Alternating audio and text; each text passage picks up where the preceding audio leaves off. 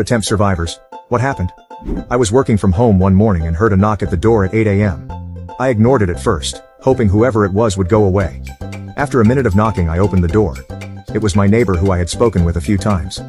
My wife was at work and I could tell he was surprised when I opened the door and not my wife. He was expecting her to be home and not me. He noticed that I recently purchased a new car and asked if I could show it to him. He tried to walk inside, but I asked him to walk around to the garage because of the pandemic. I showed him the car and he was acting strange. Always kept one hand in his pocket. My garage is very small, so we were in close proximity to each other. He kept inching closer to me, which made me uncomfortable. He brought an open Coke bottle filled with a tan liquid and said, "I brought you a Coke." I declined the offer. After a few minutes he asked if he could see my gauge cluster. We walked around to the driver's side and I sat in the driver's seat to turn on the car and show him the gauge cluster. With door open, there was very little room besides the side of the car and the garage wall.